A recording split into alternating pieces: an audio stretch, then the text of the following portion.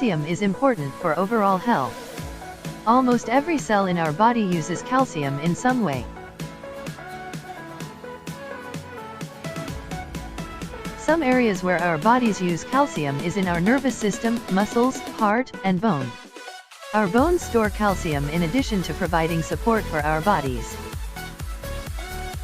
As we age, we absorb less and less calcium from our diet, causing our bodies to take more and more calcium from our bones. Calcium-rich vegetables: collard greens, turnip greens, kale, snow peas,